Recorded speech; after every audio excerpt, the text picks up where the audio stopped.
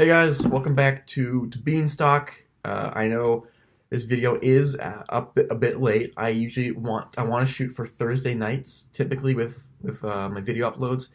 I do want to keep on a weekly basis, but it's been a crazy week for me.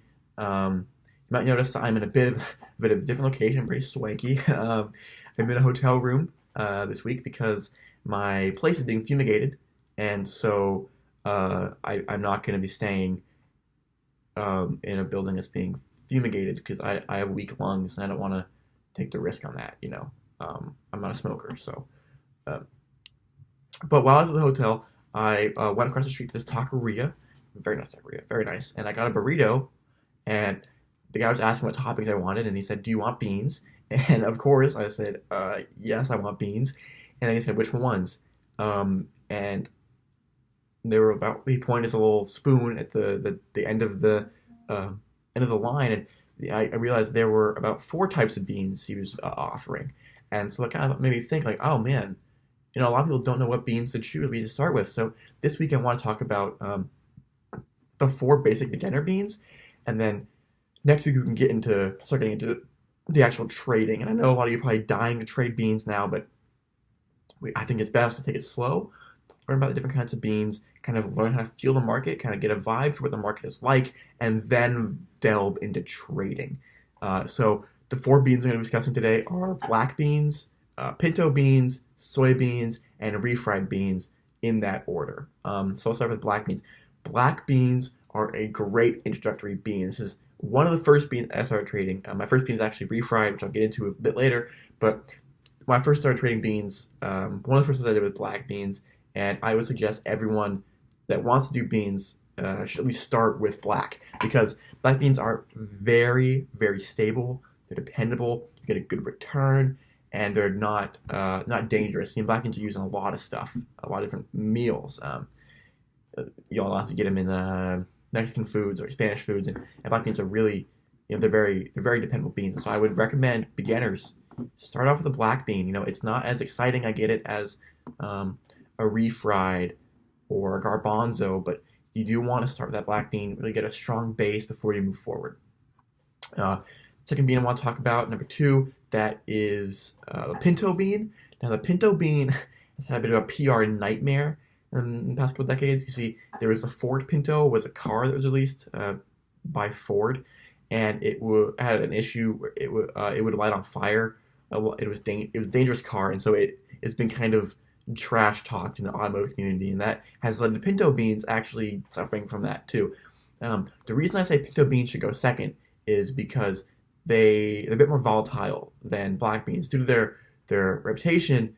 They don't last as well in the market as a black, and so pintos, once you get a feel for black beans and how beans kind of work, go to pinto. And pinto is going to be a bit more volatile, but not too much that you're going to be overwhelmed at all. It's just enough for a budding entrepreneur, a budding bean financier to mess with.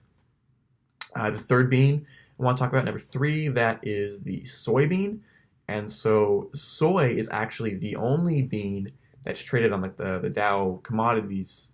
So it's a bean that has global recognition, global financial power, and it's used in a whole lot of stuff. Soy goes into edamame, we got soy sauce, we got soy flour. So it's you look at any ingredient list and you're gonna find soy in there. The soy is so often used, which is why it's traded on the Dow. And so it is very dependable because of the fact that it is so common. But it also, since it's on such a bigger market, that is a bit more daunting. And it's not honestly it's dependable. It is volatile, but it's not terribly volatile.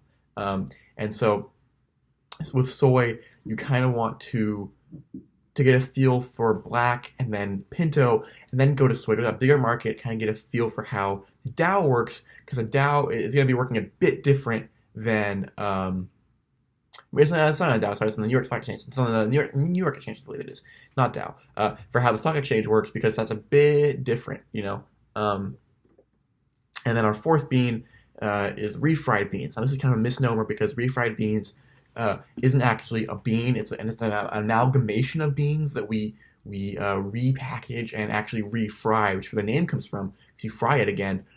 We refry these beans, and sell them again. So what happens is we take beans that haven't been selling very well, or as well as you'd like them to, and then repackage them and try to sell them again. So this is actually very similar to the CDOs that caused the bubble in '08.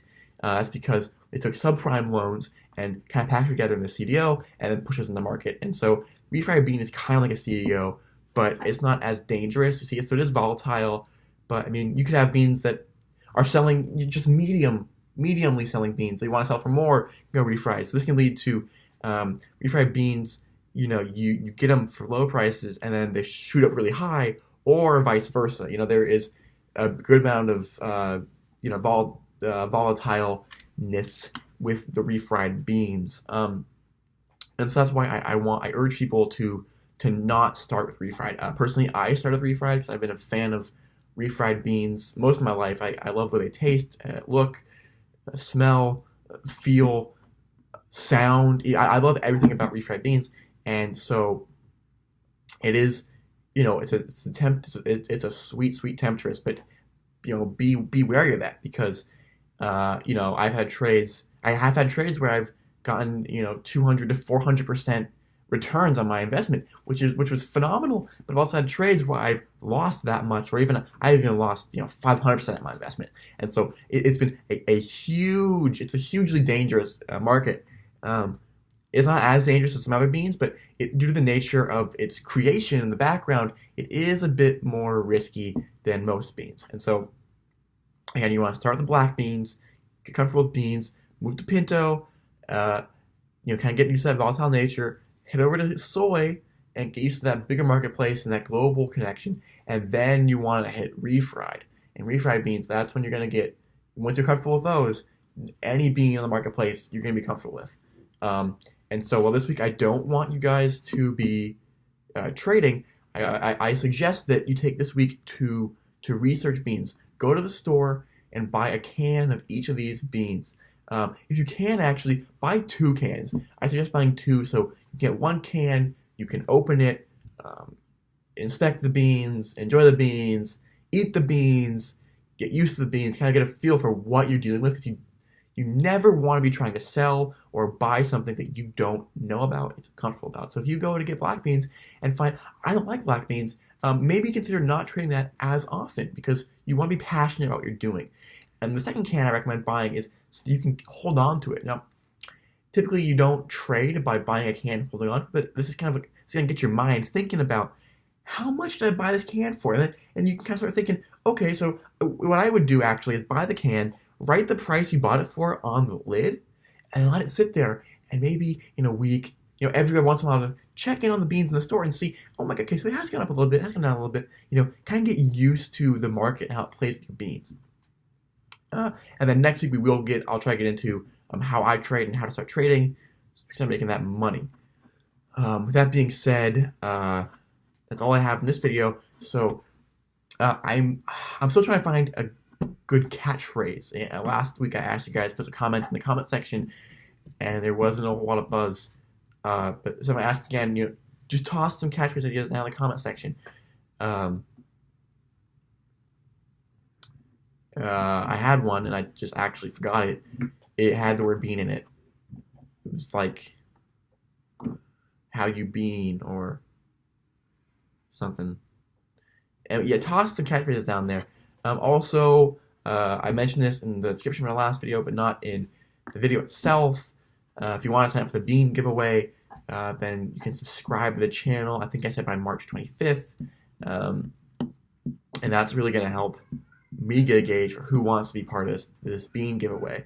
If you already have subscribed before then, and you want to just double check, I mean, all subscribers will be entered into the contest, but if you want to just make sure, you can just put in the comment section, just type in, I want to be a part of a giveaway, and I'll know that. And what's going to happen with that giveaway is I'm going to choose at random through a highly sophisticated algorithm, which user gets chosen for this, and I'm going to contact you, work with you to kind of get a feel for who you are, how you function, what kind of beans best fit your style, and then I'll actually send you a personalized box of beans.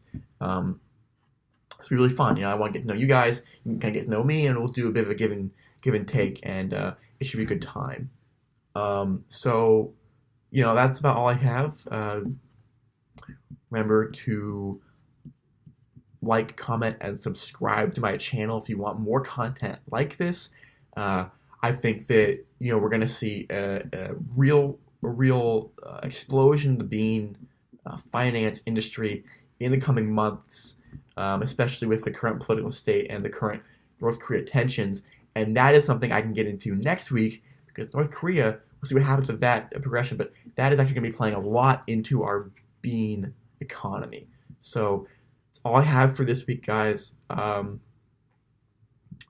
See ya. Okay, fuck, that was fucking shit.